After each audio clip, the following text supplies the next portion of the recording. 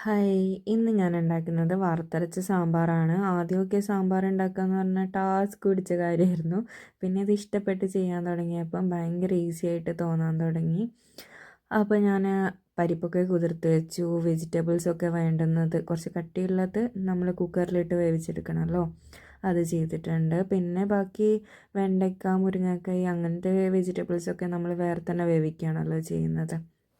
ആ ഒരു രീതിയിലൊക്കെ കൊടുത്ത് സാധാരണ എല്ലാവരും സാമ്പാർ ഉണ്ടാക്കുന്ന പോലെ തന്നെ വേവിച്ചൊക്കെ എടുത്തിട്ടുണ്ട്. പിന്നെ ഞാൻ ചട്ടിയിലാണ് അധികവും കറി ഉണ്ടാക്കുക. എനിക്ക് ചട്ടിയിൽ ഉണ്ടാക്കാൻ ഭയങ്കര ഇഷ്ടമാണ്. എണ്ണ ഒഴിച്ച് കടുകും പിന്നെ ഉലുവയും ഒക്കെ പൊട്ടിച്ചതിന് ശേഷം ആണ് ഞാൻ ആ ഒരു വെണ്ടയ്ക്കയോ അതൊക്കെ ഇട്ടിട്ട് വേവിക്കുന്നത് വെള്ളം. പിന്നെ വറുത്തരച്ച് വെച്ചിട്ടുണ്ടായിരുന്നു ആദ്യം തന്നെ. തേങ്ങയിൽ മല്ലിപ്പൊടിയും കുരുമുളക് പൊടിയും ഒക്കെ ഇട്ടിട്ട് അതും കൂടെ ഇതിൻ്റെ അകത്തേക്ക് മിക്സ് ചെയ്ത് കൊടുത്തു.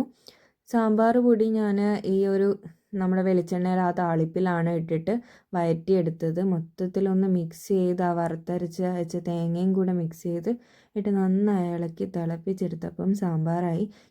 ആദ്യമായിട്ട് ഞാൻ സാമ്പാർ വയ്ക്കുന്നത് എയർപോർട്ടിൽ വർക്ക് ചെയ്യുന്ന സമയത്ത് അച്ഛൻ പറഞ്ഞു തന്ന ആ രീതിയിലുള്ളൊരു റെസിപ്പി വെച്ചിട്ടായിരുന്നു.